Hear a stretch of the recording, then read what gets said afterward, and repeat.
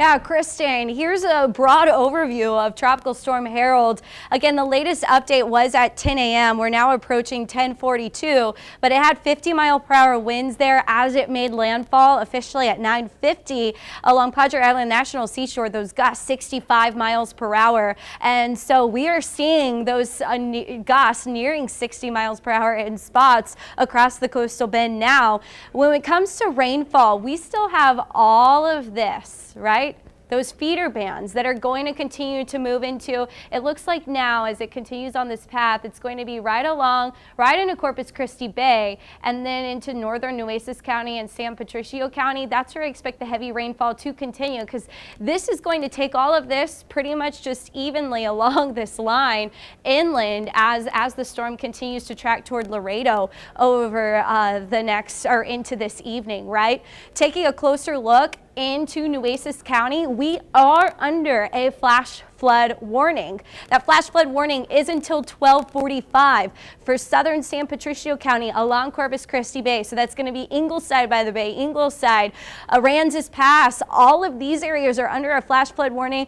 It floods pretty easily over here as well. I remember the last time it flooded, it was very difficult to drive on those streets through Aransas Pass and Ingleside on the way to Rockport. So Rockport, you are not under this flash flood warning. The heavy rain just to your south into Aransas County, or into more so San Patricio County, just south of Aransas County. But Aransas Pass and Port Aransas are under that flash flood warning, as well as Padre Island, Corpus Christi, Robstown, Driscoll, these areas, Kingsville, Rivera, all under the flash flood warning until 12:45, and you can see heavy rainfall still expected. I think Clayburgh County is going to start to see a little bit of a break in the rain, but you still have a few isolated feeder bands that are going to track along the northern edge that will be a little bit more off and on than what I'm expecting for those areas right along Corpus Christi Bay. Estimated rainfall totals, this is over the past 12 hours. So you can see really heavy rainfall where that center of the storm passed through. So we're dealing with is passing through still, and just to the north of there. So 2.9 inches into portions of Clayburgh County, but radar estimating 4.9 up to 3.4 inches into northern Kennedy County. Corpus Christi, right near, actually this is close to the Naval Air Station, and additionally Texas A&M Corpus Christi reporting 2.4 inches based on radar. They're not reporting it actually. And then even 2.1 inches a little bit further inland into Nueces County near the Bishop area. So what we are looking at is a lot of rain that has already fallen, and then all of the rain that I showed you falling. And so right now this is the view where Lexus Green is down here of the waves crashing up on our Lex camera, and it's shaking because we're zoomed in and it's extremely windy, and those winds are only going to continue to remain strong.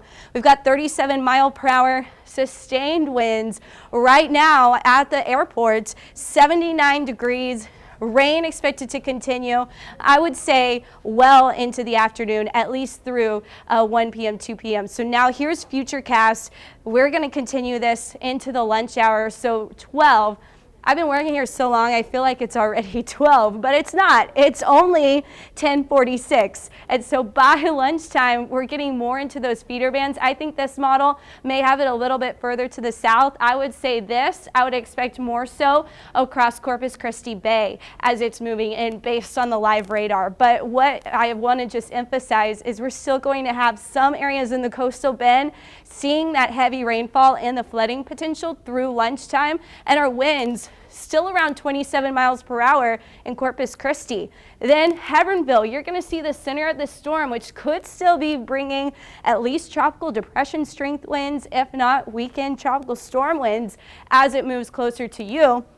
And so that's essentially the potential for sustained winds around 30 to 40 miles per hour, and then some gusts maybe even stronger as the storm moves inland.